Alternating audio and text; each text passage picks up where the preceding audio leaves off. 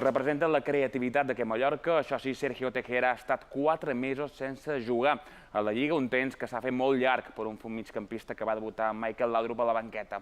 Avui hem estat amb ell a un lloc diferent, al Museu d'Esbaluart. Allà s'ha sincerat. Sergio Tejera ha parlat de tot. Evidentment, vol seguir comptant per al seu tècnic actual, Joaquín Caparrós.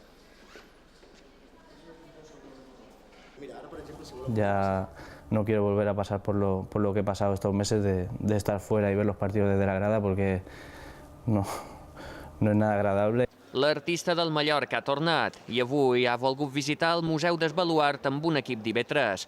Tejera sembla que ha trobat la inspiració que ha convençut 4 mesos després, Joaquín Caparrós. Un poquito más de agresividad, ¿no?, en el tema defensivo. Sí, es verdad que yo, por mis características o mi manera de jugar, pues ese aspecto lo tenía un poco más olvidado, ¿no? Y el míster es en algo que tiene mucho hincapié y entonces tengo que intentar complacerle, ¿no?, en ese aspecto.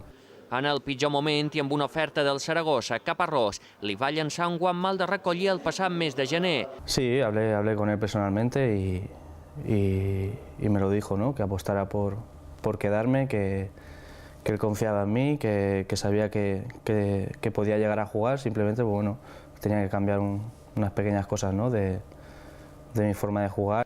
Tejera va començar una travessa pel desert a mitjans d'octubre. Reconeix que la seva actuació al Calderón va ser molt dolenta i el desencadenant de tot plegat.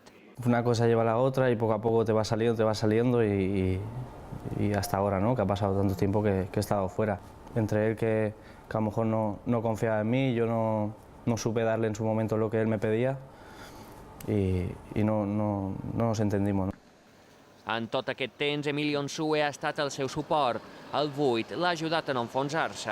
La verdad que tiene la cabeza muy bien puesta, siempre sabe lo que quiere y sí que a lo mejor yo soy un poquito más débil, ¿no?, en ese aspecto, y él siempre me ha estado empujando, que siguiera entrenando, que entrenara bien.